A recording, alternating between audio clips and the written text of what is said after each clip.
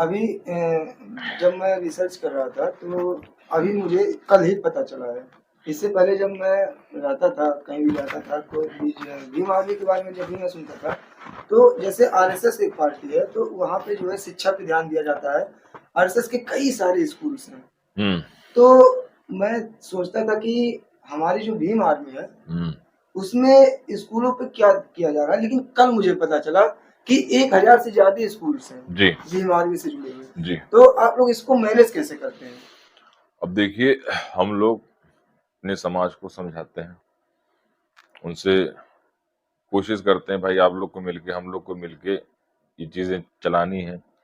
और प्रथम स्तर हमारा यही रहता है किसी तरीके से हम अपने बच्चों को, जो हमारे बहुजन महापुरुष और जो भी लोग हमारे बड़े सिखा गए कि उस रास्ते पे चलना है जिस रास्ते पे अपने तुम समाज को तरक्की दिला सको और अपना भी सम्मान और स्वाभिमान और अधिकार पा सको।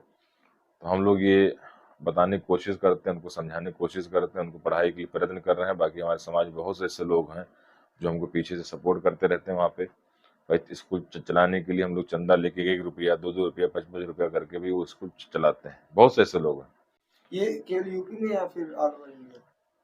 बहुत सी जगहों पे, मध्य प्रदेश, राजस्थान। ये तो एक भीम आर्मी की जो आधारशिला रखी गई थी, इसी आधार पर रखी गई थी कि हम लोग अपने समाज को शैक्षिक रूप से मजबूत कर सकें। जब जब तक समाज शिक्षित नहीं होगा, जब तक पढ़ेगा लिखेगा नहीं, तब तक वो जानकारी नहीं है, वो उसको फिर जानकारी का अभाव रहेगा तो इधर उधर भटकता रहेगा। तो इसलिए पहले ये था कि समाज को शिक्षा मिल करो, फिर शिक्षा के साथ संघर्ष भी जुड़ गया कि भाई अगर शिक्षा ही खाली काफी नहीं है, अब संघर्ष भी करना पड़ेगा अपने अधिकारों को प्राप्त करने के लिए, जिस हिसाब से सरकारें हैं।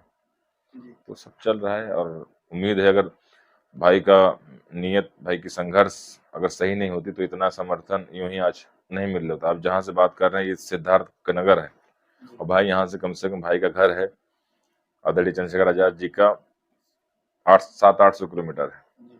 700-800 किलोमीटर दूर आके यहाँ पे आए हैं और यहाँ के आप देखेंगे जिस हिसाब से अभी कल के आप लोगों ने देखा होगा, हर जगह पे 55,000 भीड़, कहीं 3,000 भीड़, कहीं 4,000 भीड़। लोग अगर उनका इंतजार कर रहे थे, प्रतीक्षा कर रहे थे फूल माला लेके, तो ये विचार फल फूल रहे हैं।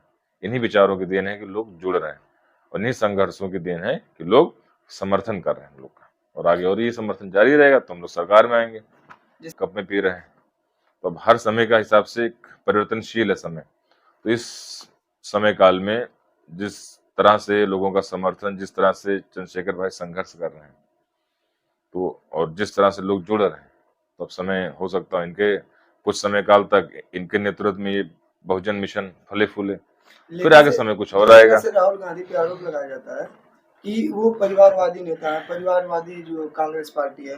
तो क्या ये आरोप जो है इस पर बीएसपी पार्टी पर नहीं लागू होता है कि वो अपने परिवार के सदस्य को ही देखिए, हम लोग का तो एक ये मानना है कि जहाँ पे प्रतिभा हो उसको अवसर मिलना चाहिए। तो क्या वो जो काशीराम साहब ने किया था, ठीक है। नहीं है? हाँ, तो वही मैं कह रहा हूँ भाई, काशीराम साहब, ऐसी खबरें भी आ रही है कि इनको ही बनाया जा सकता है। अब काशीराम साहब ने अपने परिवार रिश्तेदार को छोड़कर किसको चुना था, आप लोग सबको पता है। तो ये तो जो विचारों पे चलने वाला व्यक्ति, जो बहुजन मिशन पे चलने वाला व्यक्ति, जो बाबा साहब के विचारों पे चलने वाला व्यक्ति, वो तो फैसले ऐसे लेगा, वो प्रतिभा देख के लेगा, ना अपना ना किसी का।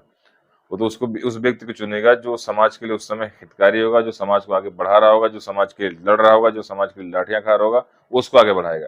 अब अगर कुछ चीजें उधर से सही होती तो आज हम लोग को ये आजाद समाज पार्टी बनाने की जरूरत क्यों पड़ती है। और अगर वो अपना संघर्ष जारी रखते या स्पेस ना छोड़ते तो हम लोगों को वही समाज सहयोग सपोर्ट क्यों करता, वही समाज समर्थन क्यों करता।